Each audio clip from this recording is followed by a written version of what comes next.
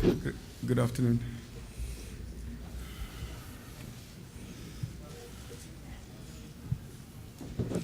Good evening, ladies and gentlemen, members of the media. Today with us we have the President of Dato Seri Hishammuddin, Acting Minister of Transport, Dato Aziz Kaprawi, Deputy Minister of Transport, Dato Rahim Bakri, Deputy Minister of Defence, Dato Hamza Zanuddin, Deputy Minister of Foreign Affairs, Dato Azharuddin Abdul Rahman, Director General Department of Civil Aviation, Ahmad Johari Yahya, Chief Executive Officer, Malaysian Airline System. Ladies and gentlemen, members of the media, to start off the press conference this evening, I hereby call upon Dato Seri Hishammuddin Tun Hussein, Acting Minister of Transport, to deliver his statement. Sir, if you please do us the honor. Bismillahirrahmanirrahim. Ladies and gentlemen, it has been 31 days since MH370 went missing. As we enter this new week of the search operations, there have been a significant lead in the search for the missing aircraft.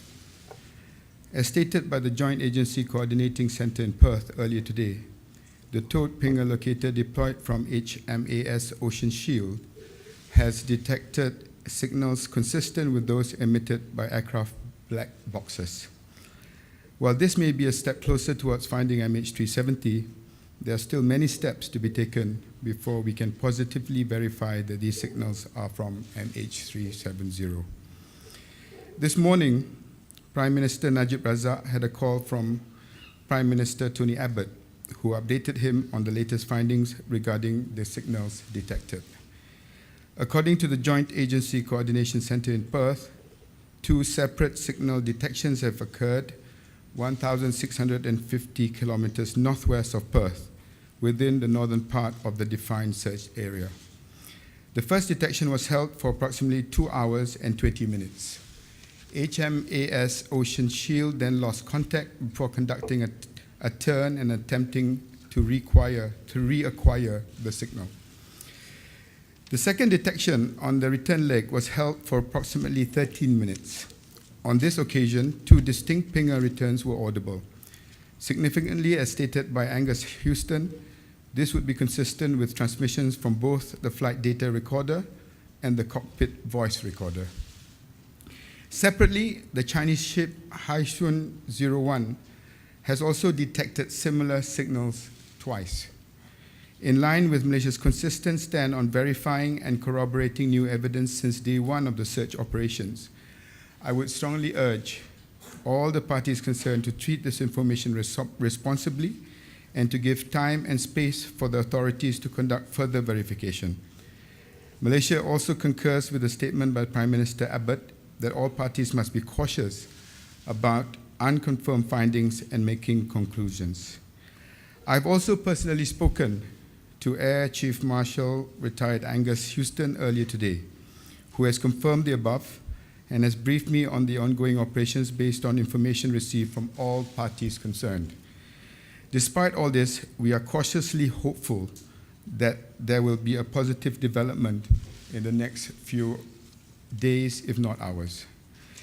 As I have elaborated last Saturday, the government, in order to streamline and strengthen our ongoing efforts, has established 3 ministerial committees, namely the Next of Kin Committee, led by Hamza Zainuddin, the Deputy Minister of Foreign Affairs, the Technical Committee, led by Abdul Aziz Kaprawi, the Deputy Minister of Transport, and the Deployment of Assets Committee, led by Abdul Rahim Bakri, the Deputy Minister of Defence. These 3 committees have started their respective tasks and will be reporting to the public on their findings in due course. I would also like to confirm that efforts to appoint an independent investigator in charge based on ICAO standards to lead an investigation team is underway. 3 groups have been established, namely an airworthiness group to look at issues such as maintenance records, structures, and also of systems, an operations group to examine things such as flight recorders, operations, and meteorology, and a medical and human factors group to investigate issues such as psychology, pathology, and survival factors.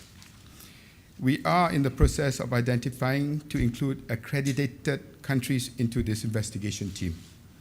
Ladies and gentlemen, the new developments over the last few hours has been the most promising lead we have had. I urge all Malaysians and the international community to unite in their prayers and not give up hope. We will continue with all our efforts to find MH370. Thank you. All right, ladies and gentlemen, Q&A session. We'll start with the local media first.